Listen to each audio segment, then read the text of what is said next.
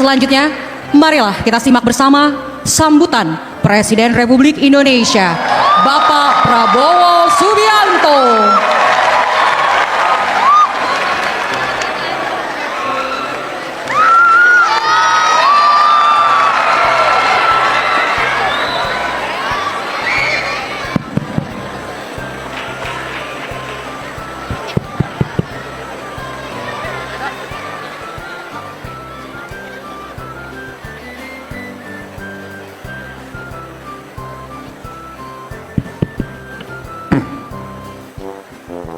Bismillahirrahmanirrahim. Assalamualaikum warahmatullahi wabarakatuh. Selamat malam, salam sejahtera bagi kita sekalian. Shalom, Salve, Om Swastiastu, Namo Buddhaya, salam kebajikan, Rahayu Rahayu. Yang saya hormati Wakil Presiden Republik Indonesia, Saudara Gibran Rakabuming Raka, Ketua Umum Perayaan Natal Nasional 2025 sekaligus Menteri Perumahan dan Kawasan Permukiman Saudara Marwar Sirait, Dewan Pengarah Perayaan Natal Nasional 2025 Saudara Hashim Joyo Hadikusumo, Jenderal TNI Purnawirawan Luhut Binsar Panjaitan, yang saya hormati Menteri Agama Profesor Kiai Haji Nasruddin Umar, Ketua Dewan Perwakilan Daerah Republik Indonesia Saudara Sultan Bakhtiar Najamuddin, para Menteri Koordinator, para Menteri, Kepala Badan, Wakil Kepala Badan, Wakil Menteri Panglima TNI Kapolri, beserta para Kepala Staf Angkatan, serta seluruh anggota Kabinet Merah Putih yang hadir, yang tidak saya sebut namanya satu persatu tanpa mengurangi rasa hormat saya, karena tadi juga sudah banyak diperkenalkan. Kalau saya baca ini halamannya cukup banyak ini. Para tokoh gereja nasional, Ketua Umum Persekutuan Gereja-Gereja di Indonesia Pendeta Jack Levin Fritz Manupati, Ketua Umum Persekutuan Gereja-Gereja dan Lembaga-Lembaga Injili Indonesia Pendeta Tommy Lengkong, Ketua Persekutuan Gereja Pantekosta Indonesia Pendeta Jason Balompapweng, Ketua Gereja Masehi Advent Hari ke-7 Pendeta Sony Situmorang, Ketua Umum Bala Keselamatan Kolonel Hosia Maka Giantang, Ketua Umum Gereja Ortodoks Indonesia Presbiter Yakobus Jimmy Mboe, Ketua Umum Persekutuan Gereja-Gereja Tionghoa Pendeta Lukas Jetro Kusumo, Ketua Presidium Persekutuan Baptis Indonesia Pendeta Randy Alexander Chuang, Sekjen Konferensi Wali Gereja Indonesia KWI Monsignor Adrianus Sunarko,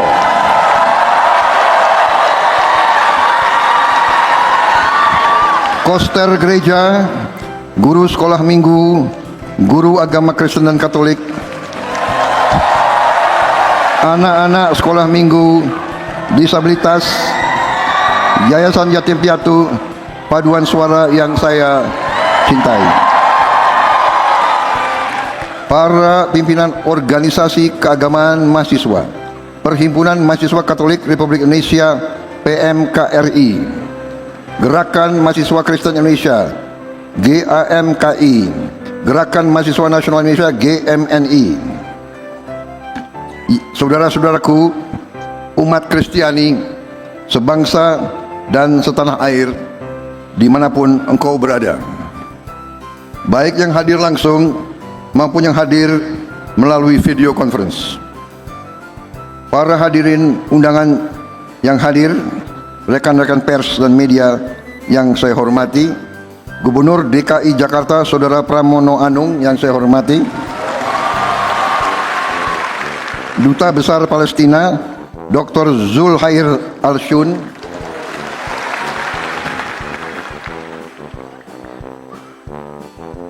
tentunya sebagai insan yang bertakwa, tidak henti-hentinya kita panjatkan puji syukur kehadirat Tuhan Maha Kuasa Maha Besar yang memiliki sekalian alam, atas segala karunia, atas segala kebaikan, berkah, atas kesehatan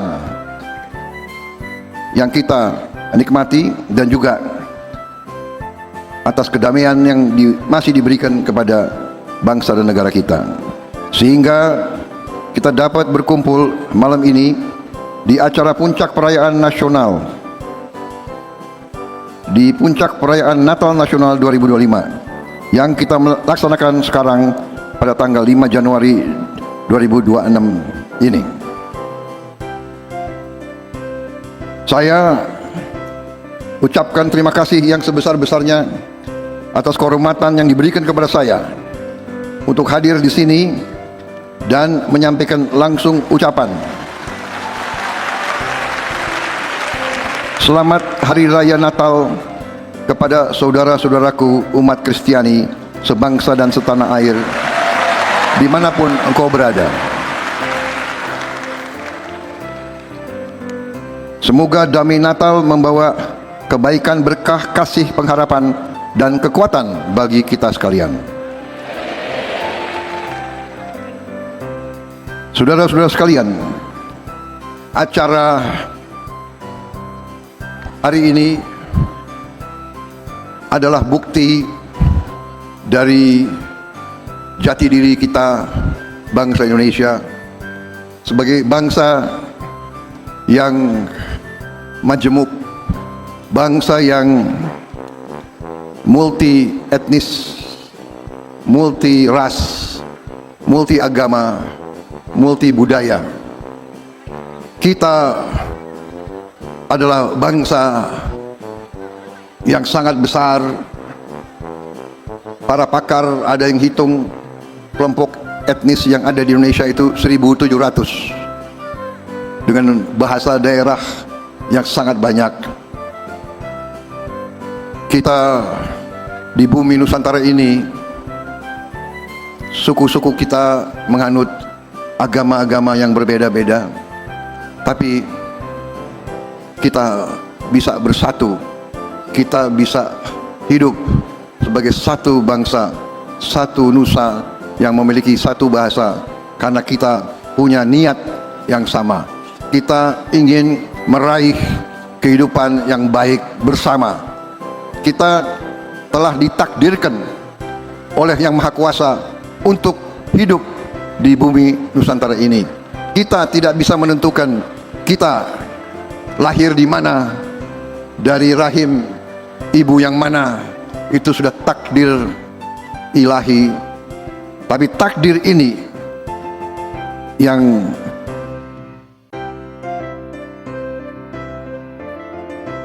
saya merasa besar hati mendapat kehormatan besar menjadi presiden dari sebuah negara yang sangat besar, jumlahnya keempat terbesar di dunia.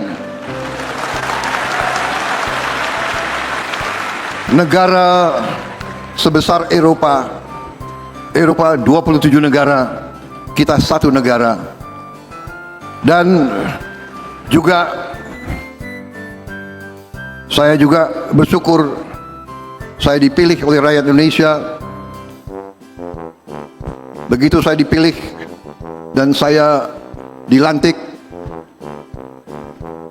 saya mengerti, saya mengetahui, saya mempelajari keadaan bangsa Indonesia, di mana sesungguhnya kita patut bersyukur. Bangsa kita sungguh memiliki kekayaan yang sangat-sangat besar.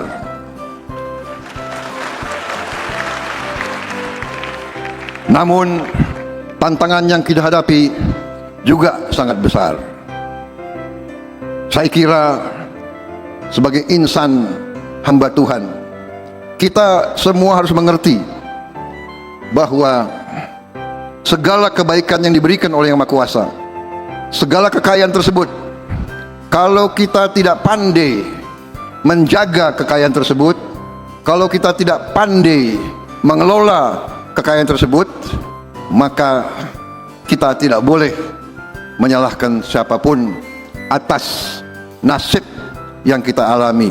Saudara-saudara sekalian, pada kesempatan ini saya ingin menyampaikan bahwa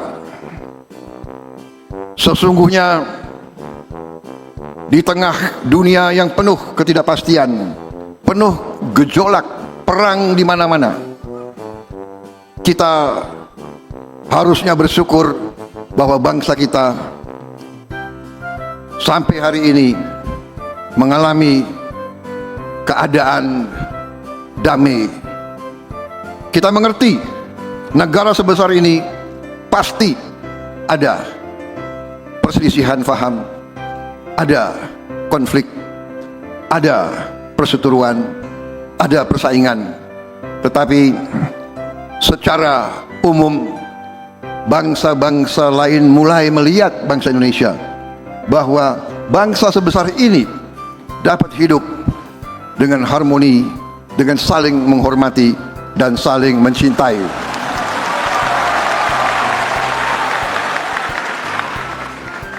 Saudara-saudara sekalian, baru saja keluar sebuah survei dunia yang dilakukan bersama oleh Harvard University dan Gallup Poll, di mana dari hampir 200 negara yang rakyatnya setelah ditanya menjawab bahwa rakyat tersebut mengalami bahagia. Negara yang paling nomor satu di dunia sekarang, rakyatnya mengatakan dia bahagia, adalah bangsa Indonesia.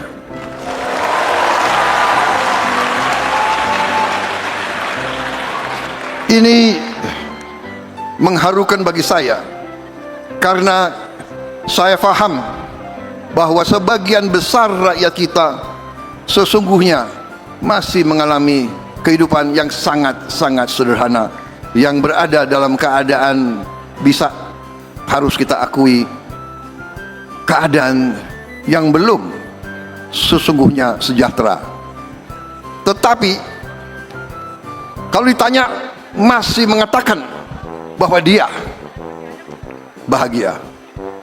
Ini membingungkan bangsa-bangsa lain, membingungkan bangsa-bangsa lain, dan juga mengharukan bagi saya. Karena itu saya bersama pembantu-pembantu saya bekerja sangat keras. Sudah 1 tahun kita menerima tugas dari bangsa Indonesia. Saya dibantu oleh pembantu-pembantu saya, orang-orang yang saya harus akui adalah orang-orang putra-putri terbaik bangsa Indonesia.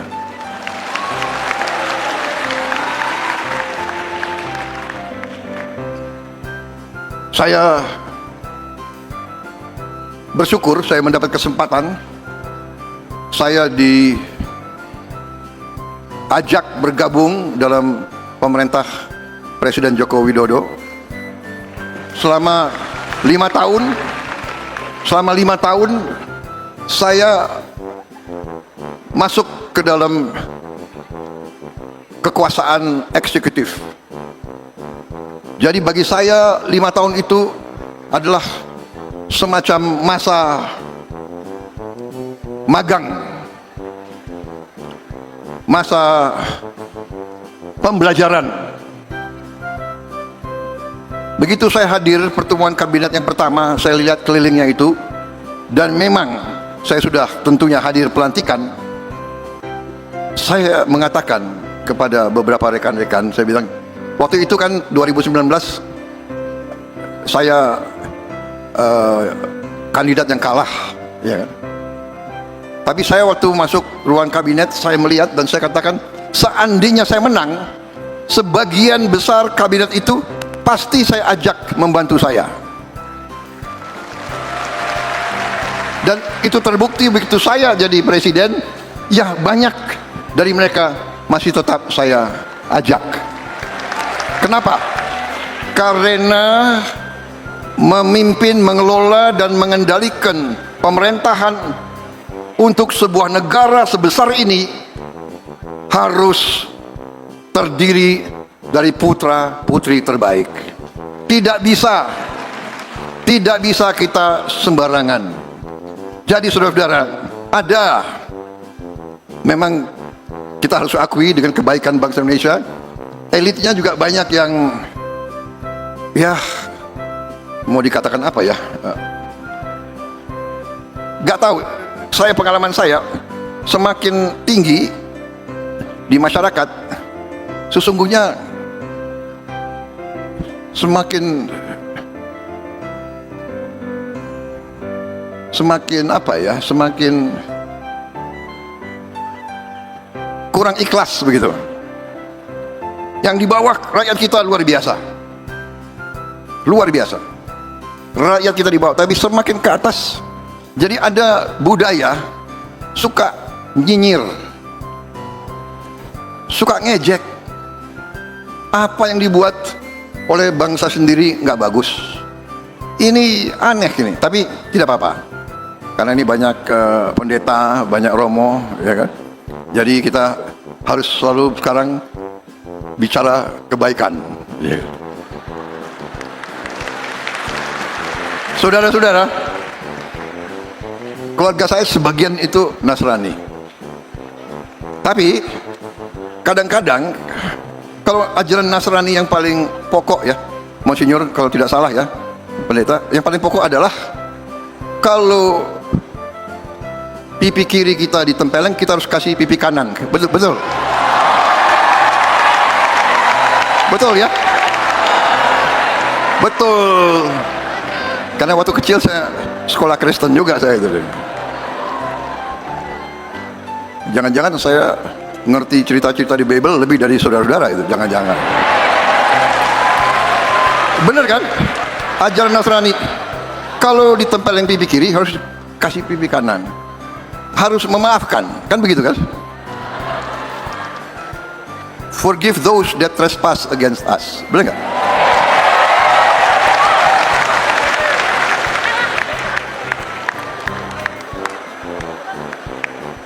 Forgive us our trespasses as we forgive those that trespass against us. Jadi saya sebenarnya ya, bagi saya itu selalu ingin cari kebaikan daripada ketidakbaikan. Saya ingin cari persatuan daripada perpecahan.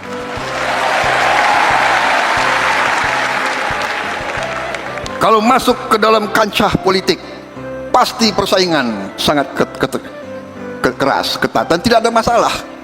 Masuk lapangan bola pun persaingan sangat keras. Mana ada orang yang mau kalah? Benar? Iya kan? Waktu kita kalah sepak bola saja sedihnya bukan main. Aku kalah Pilpres berapa kali itu, udah lupa.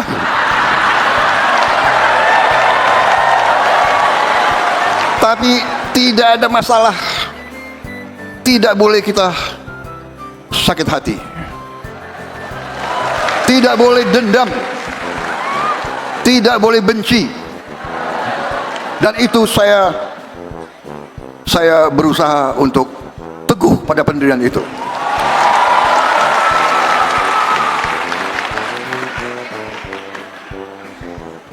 Waktu muda di Jakarta, sebagai anak muda, kita selalu mau belajar bela diri. Kenapa? Kita tidak mau kalah kalau kita berkelahi. Jadi saya cari guru kemana-mana, dan semua guru temu yang hebat silatnya itu selalu mengajarkan, Prabowo, kamu harus berani, tapi jangan dendam dan jangan benci. Dan ini saya kira ajaran semua agama kita. Ya. Jadi saya kadang-kadang kalau di keluarga saya, beberapa saudara saya malah suka marah sama saya. Bowo, kamu kenapa selalu, dia dulu begini-giniin kamu. Saya bilang, itu kan dulu. Sekarang keadaannya harus bersatu, harus bekerja sama. Dan saudara-saudara, ini saya mau gunakan kesempatan ini, mumpung dikasih podium kan kita, karena ada podium dan saya presiden, saudara terpaksa dengar. Benar kan? Panitia nggak berani ingatkan saya, waktu Pak. Awas. Pokoknya ini podium ya, suka presiden berapa lama. Masih kuat dengar saya? Mau kuat gak kuat, saudara harus dengar saya. Jadi, saudara-saudara, tidak hanya itu memang ajaran hampir semua agama. Itu ajaran guru-guru yang bijak. Tapi itu juga analisa geopolitik. Analisa geopolitik. Pakar-pakar geopolitik di dunia melihat Indonesia ini luar biasa, sangat kaya. Sekarang masalahnya adalah bagaimana kekayaan ini kita jaga, kita kelola untuk bisa dinikmati oleh seluruh rakyat Indonesia. Ini harus kita akui. Saudara-saudara, jangan kita bangga dengan hanya kata-kata kaya, produksi ini, milik itu. Tidak, kita harus sekarang berjuang agar kekayaan itu benar-benar dinikmati oleh seluruh rakyat Indonesia.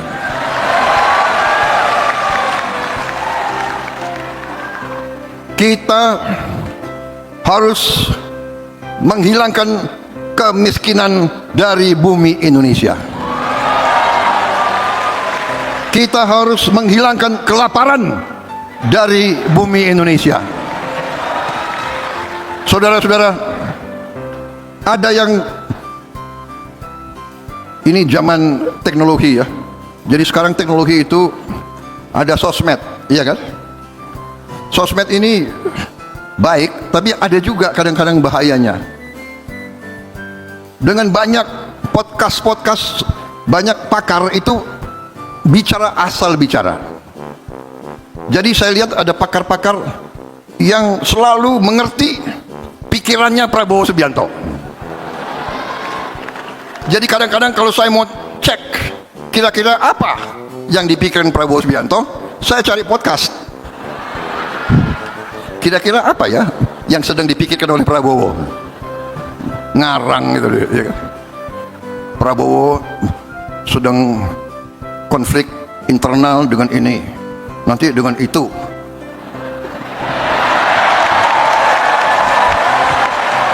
Senengnya rame, gaduh, padahal nggak ada, saudara-saudara. Jadi, saudara-saudara, yang saya katakan tadi, pakar-pakar geopolitik mengatakan bangsa Indonesia ini akan menjadi bangsa keempat terkaya di dunia. Tapi ada syaratnya. Syaratnya apa? Syaratnya adalah apabila bangsa Indonesia bisa bersatu.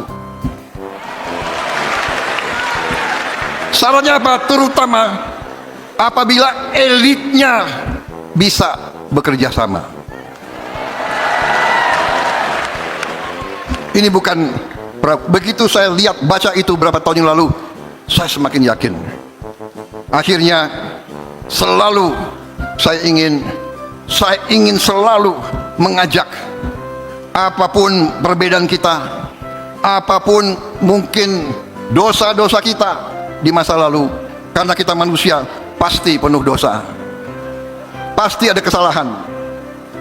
Tapi sekarang kita harus bekerja sama, kita harus kompak, kita harus bahu membahu.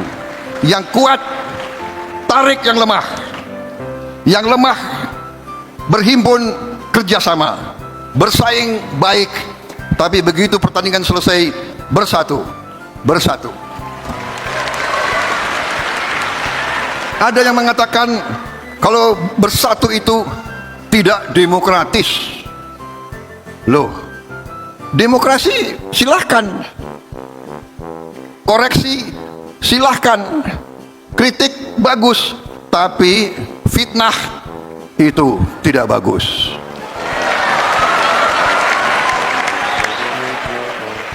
Semua agama tidak mengizinkan fitnah. Saya yakin di agama Kristen demikian juga. Thou shall not lie. Kebohongan itu tidak baik. Apalagi kebohongan yang menimbulkan kecurigaan, kebohongan yang menimbulkan perpecahan, kebohongan yang menimbulkan kebencian. Ini bisa merusak kita semua. Jadi saudara-saudara, kalau di agama Islam ada itu ajarannya. Fitnah itu lebih kejam dari pembunuhan. Bayangkan. Jadi yang kita harus waspadai sekarang, kalau kritik malah kita harus bersyukur. Kalau saya dikoreksi, saya menganggap bahwa saya dibantu, saya diamankan. Kadang-kadang kita tidak suka dikritik, kita tidak suka dikoreksi, tapi sesungguhnya itu mengamankan. Iya kan?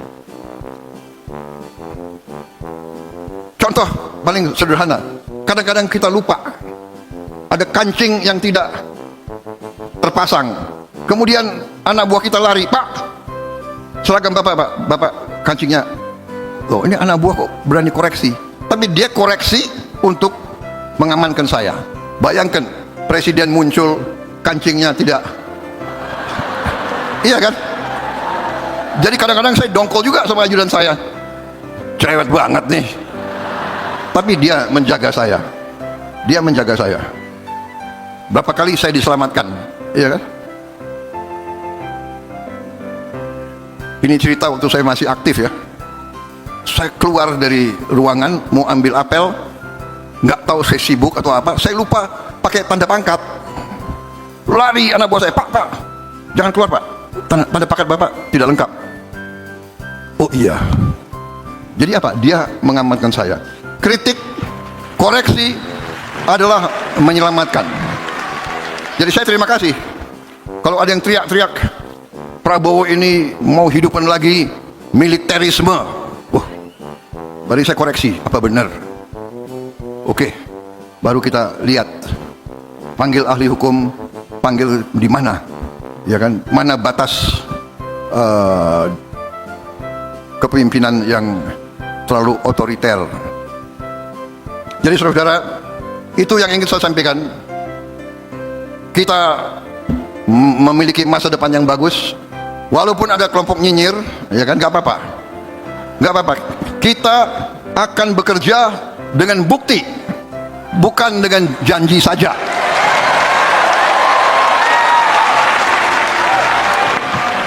Yang jelas, waktu saya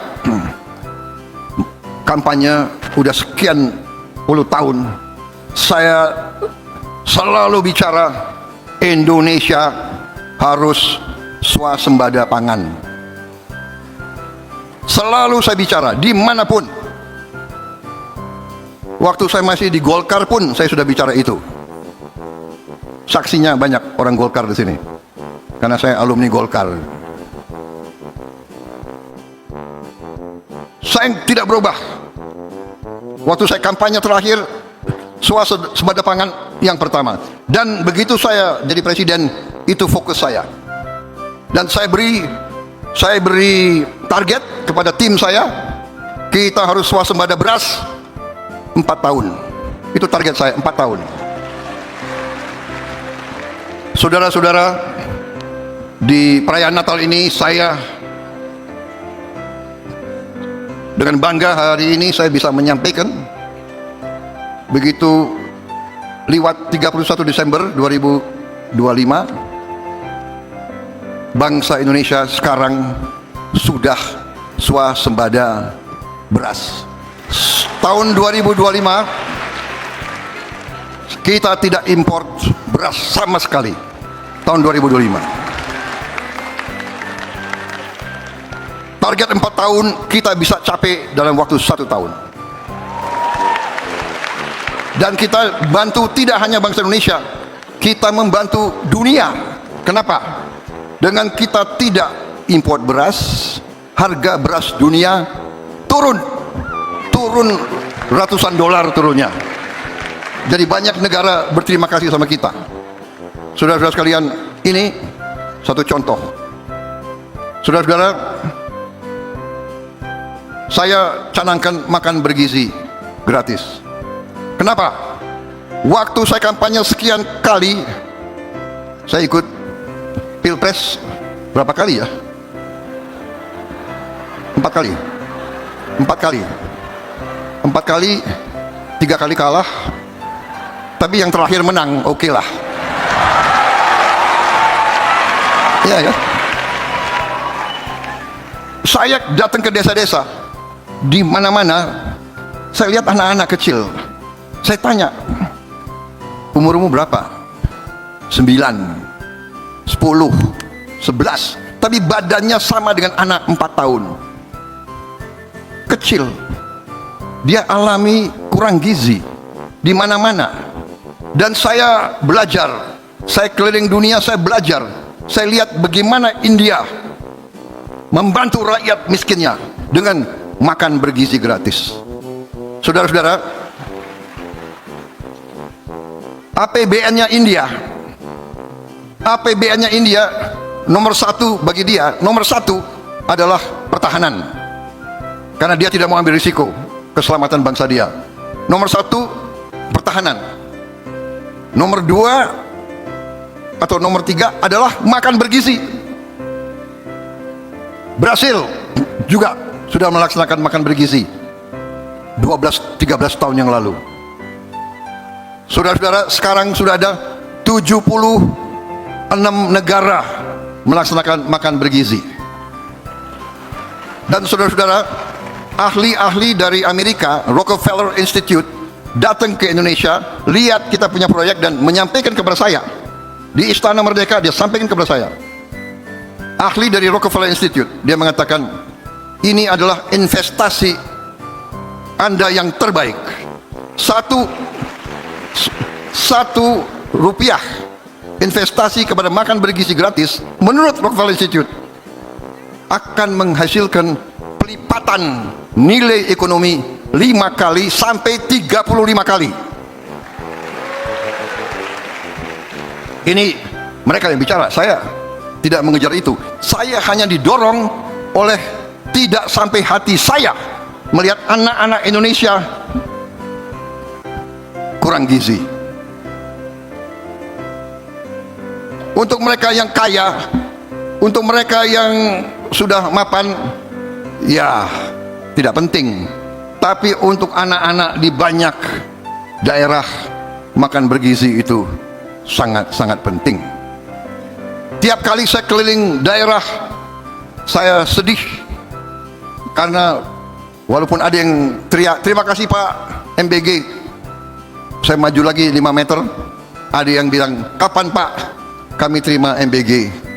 Karena walaupun luar biasa, saya terima kasih kepada BGN, saya diberi laporan hari ini sudah mencapai lebih dari 51 juta penerima manfaat MBG. Benar Pak Dadan ya? Oh, sudah 55. Saya ralat, bukan, saya kira 51 juta, 55 juta. Hari ini sudah 55 juta. 55 juta penerima manfaat Indonesia. Berarti itu sama dengan memberi makan 8 kali Singapura. Tiap hari kita beri makan 55 juta. 55 juta mulut. Saudara-saudara, Presiden Brasil menyampaikan ke saya, mereka mencapai 40 juta dalam 11 tahun. Kita 55 juta dalam 1 tahun. Karena kita mulai 6 Januari 2024, hari ini 5 Januari 2025. Saudara-saudara, dan ada yang nuduh, Prabowo bikin MBG ini supaya nanti 2029 dia dipilih kembali. Selalu berpikir negatif. Tapi kalau rakyat milih saya tahun 2029, apa salah saya? Iya kan? Kalau Tuhan mengizinkan, kalau Tuhan tidak mengizinkan, saya buat apa saja tidak akan terjadi. Benar nggak? 4 kali ikut pemilu, 3 kali kalah. Soalnya waktu itu Pak Luhut nggak dukung saya sih.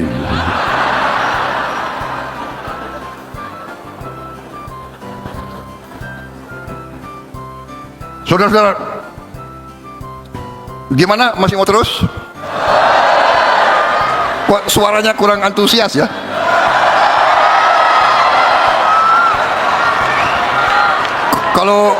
Kalau saya sebut Teddy lebih semangat. Panitia masih boleh terus ya?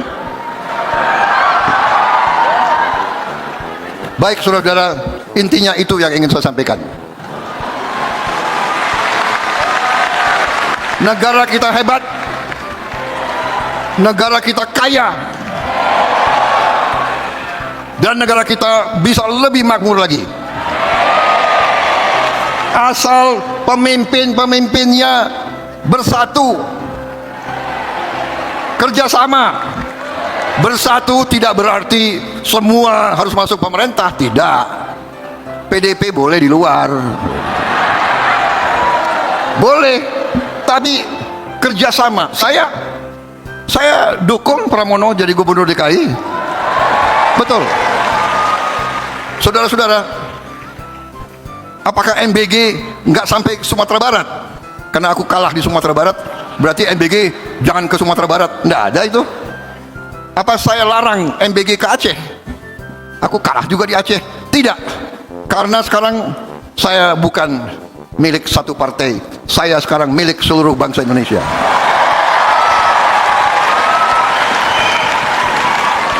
Jadi di kesempatan Natal hari ini, itu yang ingin saya sampaikan. Perayaan ini adalah kehormatan bagi saya. Perayaan ini membuktikan bangsa Indonesia bangsa yang rukun, bangsa yang harmonis. Kita saling hormat menghormati, saudara-saudara.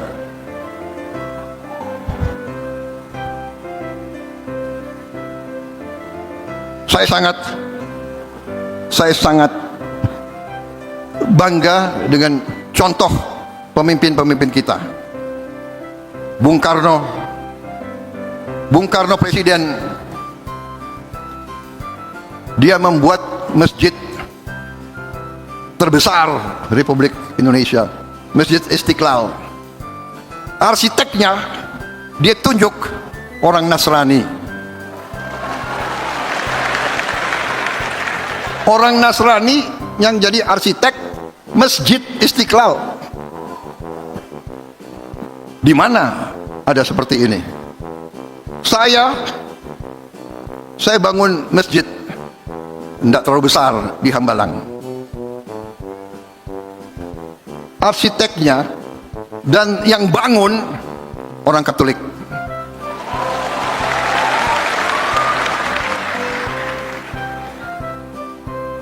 Kehormatan bagi saya. Saya suka musik. Saya punya membina orkestra filharmonik sama band. Suatu saat band saya itu kebetulan Nasrani semua. Yang kelompok kecilnya begitu 17 udah banyak. Tapi yang 4 inti itu orang Kristen. Suatu saat saya kaget, waktu Lebaran dia melantunkan solawat Badar, solawat Rasulullah. Luar biasa orang Kristen memainkan solawat. Ini apa ya, membuat hati saya merasa hangat. Saya bangga menjadi anak Indonesia, karena saya juga prajurit dulu. Sekarang hati saya masih prajurit. Fisik saya sudah nggak bisa lagi naik gunung bawa ransel, naik gunung pakai heli bisa. Saudara-saudara, waktu di tentara, anak buah saya ada yang Hindu, ada yang Katolik, ada yang Protestan. Saya masih ingat anak buah saya yang gugur, masih ingat. Saya masih ingat ada yang Katolik, ada yang Protestan, ada yang Hindu. Waktu saya perintahkan dia maju, apakah dia bertanya, "Pak, kenapa saya harus maju?" Dia tidak bertanya. Dia melaksanakan tugas dia. Dan yang mengharukan bagi saya, waktu saya memberitahu orang tuanya begitu kembali dari daerah operasi, saya beritahu, saya masih ingat nama prajurit itu, Stefanus. Saya masih ingat, Sersan Stefanus. Ibunya datang. Dia datang ke kantor saya membawa pakaian, perlengkapan, dan sepatu dinas. "Pak, ini kan milik negara, saya mau kembalikan." Bayangkan. Kemudian, "Pak, saya hanya mau tanya satu, apakah anak saya gugur dalam pertempuran oleh musuh?" "Iya, Bu. Ibu harus yakin putra ibu gugur sebagai kusuma bangsa dalam pertempuran. Kalau begitu, saya rela." Saya masih ingat. Saya punya anak buah satu lagi, orang Flores dari ND. Masih ingat namanya,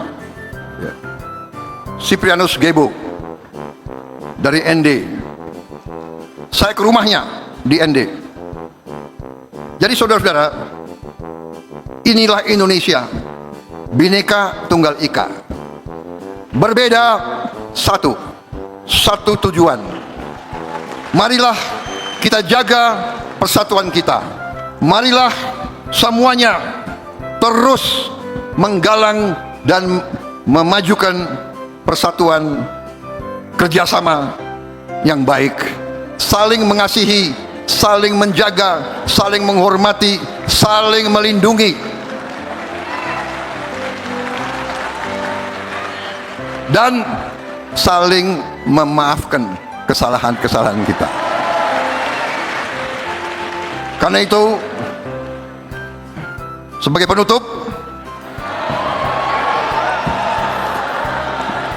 tapi kalau tanya orang Gerindra, penutupnya Prabowo bisa 7 kali gitu.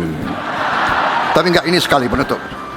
Sebagai penutup, karena ini kebiasaan ya dalam perayaan semacam ini, saya pribadi sebagai Prabowo Subianto dan sebagai Presiden Republik Indonesia, kalau ada kata-kata saya yang salah, yang menyinggung perasaan siapapun, saya mohon maaf sebesar-besarnya.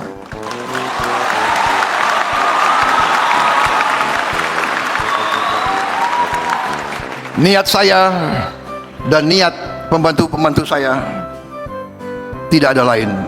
Kami bekerja keras untuk menghilangkan kemiskinan dari bumi Indonesia. Kami bekerja keras mengurangi penderitaan dan kesulitan rakyat kita, apalagi sekarang di daerah-daerah bencana. Kami bekerja keras untuk meningkatkan kesejahteraan rakyat kita. Percayalah, itu niat kami, dan kami sangat optimis.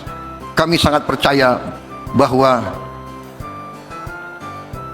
kami berada di jalan yang benar, di jalan di atas kebenaran, di atas keadilan, dan sesungguhnya hanya untuk kebaikan seluruh rakyat Indonesia. Terima kasih. Wassalamualaikum warahmatullahi wabarakatuh. Salam sejahtera. Shalom. Salve. Om Santi Santi Santi Om. Namo Buddhaya. Rahayu Rahayu. Merdeka. Merdeka. Merdeka! Merdeka. Merdeka! Semoga Tuhan Maha Besar selalu melindungi kita sekalian. Terima kasih. Selesai.